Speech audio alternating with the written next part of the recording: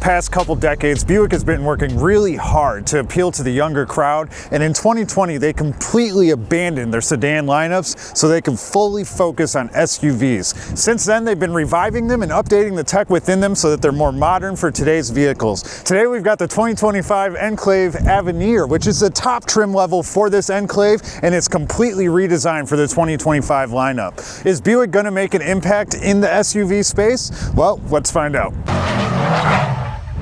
Starting off in the front though, we do have a complete redesign from the grille to the headlights, even to the daytime running lights. Now they are long and pointy. They look pretty sporty and modern, very sleek and stylish. Below there though, we do have our dual LED headlamps off to the side, and in the center we've got very Enclave Avenir specific grille. Each grille on the Enclave lineup is different for each trim level. So on this one we've got a different mesh style here. Overall it looks pretty good. It's nice and shiny. Who doesn't like shiny things? Also, every Enclave has the new Buick badge right on the top of the hood here. So it's a 3-shield badge from Buick. That's their new style they've got going. But we do have a nice chrome lip at the bottom, some parking sensors, and overall just a very clean and modern looking front end. Coming around to the side though, the Avenir ships with the biggest wheels that Buick has ever had. So we've got 22-inch wheels on this Avenir. However, on the two lower trims, you do not have 22-inch wheels. You've only got 20 inches. So you can choose to upgrade them if you just want bigger wheels. But overall, they look pretty good, nice and stylish. I like actually how they look straight from the factory. No complaints there. Moving along back further, we do have painted tops on our side view mirrors with lane departure warnings and then just a flat black on the bottom. But we do have 360 cameras all around this Avenir. And we also, of course, have blind spot monitoring on the mirror itself. We've got a nice stylish Avenir badge there at the bottom of the driver door, and chrome door handles with the face of it being paint to match. Up along the top of the Avenir, we do have roof rails straight from the factory. It is a little bit of a reach, so you'll have to either be Uncle Steve's height or get a stool out to get up there, but that's all right. Coming back further, we do have our gas cap, which is just push to open and no actual gas cap. It's the easy fill, so that's always nice. You don't have to throw an engine code or whatever else. Moving along back further though, we do have some, again, redesigned taillights on the rear of the Enclave. Nice and sleek going all the way across. We do have dual diffused exhaust tips as well on the Enclave, and again that brand new badge here. And then at the top we do have a spoiler, and underneath there a rear view camera that is for our digital display on our rear view mirror. Overall though, the rear is nothing too crazy, but it is an updated Buick and it doesn't look too bad. Now the rear liftgate on the Enclave does have a courtesy open, so that if you walk up to it after you go grocery shopping, it's been locked for a prolonged amount of time, and the key's in your pocket, it should just open up for you. It no longer has the kick to open, so you're not out there in the parking lot looking like a fool trying to get that to open. As well as, of course, you can use the remote to open it. Otherwise, we do have a button right there that we can go ahead and press when it wants to work. There we go. And it'll open up, and you actually, for a 3-row SUV, you've got a decent amount of space back here. You've got power buttons to drop your seats here, as well as a 12-volt outlet at the bottom on the right-hand side there, and you get a good amount of storage space in the bottom here. What's crazy though is Buick knew how we test our vehicles, and since this is a Buick, they gave us a banana for Buick. So we're gonna do the safety test and see if this is gonna do some damage. So we've got our banana in the crevice here, and it's gonna squeeze right out. It did some damage there, and the horn even honked to let us know that we damaged the banana. All right, now one thing Buick did do right in 2025 is their design. Overall, the interior of the Buick Enclave looks absolutely stellar, which I never thought I would say that about a Buick, but it starts right here on the door panel. Looks absolutely fantastic. You've got like 5 different colors going on. The nice soft blue up here that is soft touch molded. You got a chrome line that runs straight into like a checkmark style door handle. You've got 2 memory seat functions, as well as your lock, unlock, mirror adjust, fold them in, or one-touch operation for your windows. And then you've got a hatch release at the bottom there, and you've got a couple speakers for your 16-piece Bose sound system. Overall though, I would say the doors look fantastic. Very good styling there from Buick in 2025. And on the door sill as well, we've got some Avenir plaques going on.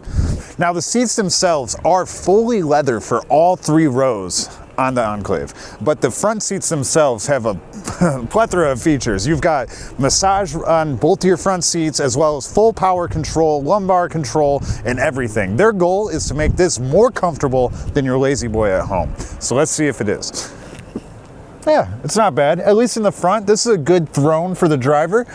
Speaking of the driver, we've got a very nice steering wheel here. I actually like it. It's pretty sporty. The good blue color that runs through the top of the vehicle matches the steering wheel as well. I do like the chrome that's on the 3 spokes. The black bar up at the top does light up at night for various reasons. And then on the left-hand side of the steering wheel, we've got our driver's assistance functions, such as Super Cruise or Cruise Control or Adaptive Cruise. On the right-hand side, it's more multimedia functions, as well as your heated steering wheel button you'll also find there. We've got a couple paddle shifters on the back. We've got our front and rear window controls on the left stalk. On the right-hand side, though, they got rid of the buttons to control your drive modes, and now we've got our gear selector on a stalk here. To the left-hand side, though, this is where we control some other things, such as our parking brake, our drive modes, all-wheel drive or front-wheel drive, auto hold for your stopping, auto start, which we're going to turn off, and then our brightness for our infotainment center and heads-up display. Aside from all that, the steering wheel does also have power controls for your tilt and oscillation, so that's nice. Just a little bit slow, very slow. I mean, it is a Buick, so that makes sense, right? Moving on beyond the steering wheel, we do have a 30-inch floating display for our digital gauge cluster, as well as our infotainment center over here on the right. Now, it does look really nice and it fits well in here, but in terms of function, it lacks a lot of things. Its integration with Apple CarPlay or Android Auto is not good. Maps don't fill up the whole area. You've got a lot of unused digital space. And not only that, when you're looking at your different camera angles around the vehicle, that doesn't take up the space. It's like that big, so you really can't see what's going on. All right, to the right of the steering wheel, we've got our push to start button. Very typical. Now, in the center here, we do actually have some physical controls for our heating and air, so that's fantastic. I love to see that. And you do have dual climate control for your front passengers, so I love to see that. And it's very nice clicky buttons, so I like that. You get a satisfying click when you hit them. All right, moving up above our infotainment center, we do have our rear view mirror, which is both standard and digital, so that's great. I like a digital rear view mirror, why not? Above there, we've got our hazard button, our SOS button, our OnStar button, as well as the controls for our sunroof. Our panoramic sunroof at that is absolutely massive. A spot for my glasses to go. And then we've got some decent sized sunshades with some lights so that you can get makeup all over your white car. Moving on below your infotainment center, however, though, here we've got our physical volume knob for the infotainment center, as well as a power button. You've got a tiny little cubby right here that you can put some coins or maybe the key, a wireless charging pad, 2 okay-sized cup holders. They barely fit a Yeti. And then a large center console with a tray up here at the top, but it is quite deep in there. There's no power or anything like that running in there. The only power you have up in the front is a Type A port here and a Type C port there. So that's all you have for power. Now below the center console here though, you do have a little storage area, and there is also a 12-volt outlet down there as well. So that's good. You do get a little bit more power options up here. 3 power outlets in total, as well as your wireless charger. So you can at least get everything done that you need to. Overall, I would say that the front dash looks absolutely spectacular in this Enclave, and I think they absolutely nailed it with the stylization. Let's hop into the second row and see if it's just as good though. All right, coming into the second row of the 2025 Enclave, you'll see that the doors look just exactly the same as the front, and I think that was a great choice because they look fantastic. There's no power on the captain chairs in the second row though, so that's kind of a miss. However, you do get good adjustments on them. They are more comfortable than some other second rows that I have sat in, so that's nice at least. And you get some good armrests as well, and they're also leather back here too, so good quality, I must say. You got a couple pouches on the back of your front seats, and you also have climate control back here for your rear passengers as well, so that's pretty sweet. You get a couple Type C ports and a 110-volt outlet, as well as a cubby below all of that too. Overall, the second row, very practical, great for the family, no complaints from me. Going back to the third row though, it is a little bit more tight, and you can fit an adult behind the captain chair, It's not the most comfortable, but again, it's more comfortable than a lot of third rows I have been in. You got a couple vents above your head here in the third row, a couple decent sized cup holders on both sides, as well as a Type-C outlet on both sides as well. I think that about wraps up the interior of the 2025 Enclave though. Let's get it on the road and see if it rides as luxurious as it is on the inside. All right, now we're behind the wheel of the 2025 Buick Enclave Avenir. You know, Buick has always taken pride in having a comfortable, luxurious ride. They've never been focused on sportiness and things like that. And I would say that they didn't do a terrible job on the Enclave. Typically, you know, they've got really quiet cabins and everything like that. And this one's not different. However, where it's a huge miss is the engine. You can hear the engine no matter what. It doesn't matter if you're going 20, you're going 60, or if you're accelerating with your foot down to the floor. You can hear every bit of acceleration. But outside of that, there's like no wind noise, there's no road noise. It's incredibly quiet. You just have a not so great sounding engine that you can hear the entire time. So I'm not a big fan of that.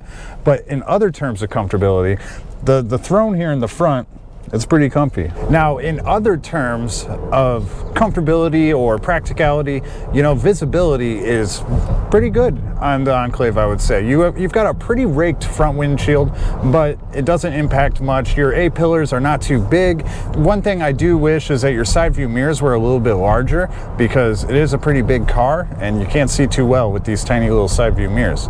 But other than that, it's pretty good visibility. You've got windows that are large all the way throughout the side, a very large rear window, and of course, if you got too many Uncle Steves in the car, you've got your digital rear view mirror, so you can still see. The practicality of button locations is a little strange. Like having your drive mode selector over to the left is very weird. You don't often see that.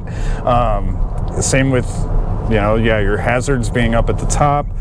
There's also some buttons that are... headlight button. Where's the headlight button? You don't have one. Yeah, there isn't one. Yeah, on the screen. Yeah, so that's another thing too. Having to control all this stuff through the infotainment center is a drag. I don't like that. The infotainment center, while it's big and 30 inches, that's pretty long. It's longer than... fancy too is curved. Yeah. Because of how it's set up, you can't see a lot of options at once. So like right now, we're only seeing 3 or 4 options at a time. So you really have to dig through menus to find what you're looking for. And I think that sucks. Now, in terms of safety features though, the Buick Enclave is completely loaded with them. It's got everything that GM typically offers. And for the first time ever in the Enclave, it also has GM's Blue Cruise too. So that's considered one of the best in terms of autonomous level 2 driving, and this one's got it. However, I will say, in my experience, it has to recognize the road that you're on and be approved on that road, and every road I've tried it on, it doesn't work. So your mileage may vary, because I don't know where it works. So, but it has it. Now, in terms of practicality, driving the Buick Enclave, the acceleration is okay at best. It's okay. I mean, it is a large SUV, so not expecting too much there. However, the brakes are not bad. They're not squishy. They feel good. No complaints about the brakes, but acceleration is loud and slow. All right, now let's do the 0 to 60 test in the 2025 Buick Enclave. We've got our race box set up. We've got it in sport mode, so let's see how she does. Take off nice and loud like you expect from the Enclave. It is not quiet, but we got to 30 in 3.02 seconds, and we'll hit 60 in 8.02 seconds. So it is not quick at all, but you'll feel like it because it's incredibly loud. Overall though, I would really say that the Buick has improved, especially in terms of recent, you know, generations. I would say this is probably one of the best. It's a good looking car. It's sharp, nice and comfortable, loaded with tech, loaded with features, and ultimately that's what people want. I think that we do need to learn some other things about how this car actually runs, and in order to do that, we got to get Uncle Steve in the driver's seat so he can tell us more about the powertrain and everything like that. All right, let's go over with the powertrain. So for 2025, the Buick Enclave, whatever, that I cannot even pronounce. They only offer one engine and 2 drivetrain option. So they replaced the old 3.6 V6 and replaced with 4-cylinder turbocharged. For some people, it is a downgrade, but for the new engine, it's not too bad. So it has a 2.5 inline-4 turbocharged engine, producing 328 horsepower and 326 foot-pound of torque. That is more than the V6, the last generation they had. So for the last generation, the V6 only produced 310 horsepower. However, the 0 to 60 is about the same. Not 8 point something second that we did. On paper, it's supposed to be 6.5 to 6.8 second. Well, it's nowhere close. Yeah, so I have no idea what's going on with that. Well, the 6.5 to 6.8 depends what kind of drivetrain you have. So they offer two drivetrain. One is a front-wheel drive and one is the all-wheel drive. So today, the one we test driving today is the all-wheel drive. So right now we're up on the highway and see how is it to merge on the highway with the traffic. Oh, I found too cold there. My butt is just shaking, the chair. That's cool. Yeah, I forgot that it does that. Also, the driver's seat, like if you've got somebody coming behind you in a blind spot, you know, across traffic or something, and you're backing up, as well as like if somebody's starting to get too close to you, your butt vibrates according to what side the warning is coming from. That's good. You know why? Because I don't want my passengers know I'm flying too close. Well, by the way, I hop on the highway, have no problem. Acceleration is there. But in my opinion, it's a little bit too slow for a mid-size SUV. Yeah, it's a little too slow. But do you know what? Like you mentioned, everything on this car is very slow. Yeah. Like the sunroof is very slow, but it's smooth though. One of the best things that I ever had is the sunroof. That's how it open and how it's closed. It's so satisfying. Like the noise, it's like almost like so quiet. Like right. It's like. And I'll say the same thing too about the infotainment center. It's very responsive, it's snappy, it's quick, but just how it's laid out and how it utilizes the space that it has is terrible. The mile per gallon is not bad. It's better than the V6, the last generation. So for the front-wheel drive, it's 23 miles per gallon combined. And then for the all-wheel drive, 21 miles per gallon combined. Last generation with the V6 is 18 and 24. So it's a big improvement. And for the front-wheel drive and the all-wheel drive, they both have 8-speed automatic transmission. For the V6, that last generation has 9-speed automatic transmission. So they upgrade or downgrade the new Powertrain. You know, it's completely different than the last generation, which is a good thing, you know. What do I think about this Buick? When I first time sitting on it, it feel like very nice, feel like premium class of vehicle, you know. But however, I don't know the price. I have to ask Josh, what is the price like? Is it a premium price, like the BMW, or is it like?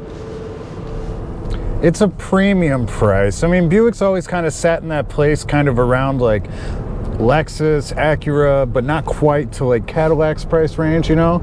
So you're gonna pay a pretty penny. If you want the preferred trim, which is the entry level for the Buick Enclave, that comes in at $46,395. So that's still kind of hefty. And that's just the entry level trim. Then you've got the Sport Touring trim, or better known as the ST trim, and that's $48,795. That's not too big of a jump. That's okay. But then if you get to the Mac Daddy trim, what we're driving today, the Avenir, that one comes in at $59,395. Wow. So you've got a $12,000 price increase when before we just had a $3,000 increase. So. Well, it's still, for a mid-size SUV, do you think it's still better? Like, well, I mean, the quality, the design is still better than BMW or Mercedes, right? I don't know about Mercedes. I mean, compared to price and quality or price and design, it's a little bit cheaper than Mercedes. Yeah. And BMW. But just as nice, maybe not as much like good features, but it's good quality. I'm not having like the interior is actually quite good. Okay, then if I want to take a family trip, I want to tow something, or Well, it is a Buick, so the only thing I expect you to be towing is your wheelchair. Damn, my wheelchair. Oh, my grandpa. Or your grandpa's wheelchair, that's fine too. But what's crazy is it doesn't matter, Uncle Steve, with how big you are. I understand you come from a very large family. So, hey. Excuse me? You call me large. 10 feet tall, like, I understand weight adds up fast. So if your grandpa requires a 5,000 pound wheelchair to be towed, you can do that in this. Damn, there's a lot of wheelchair. That is a lot of wheelchair. No, it's got a 5,000 pound towing capacity, so it's right up there, pretty standard.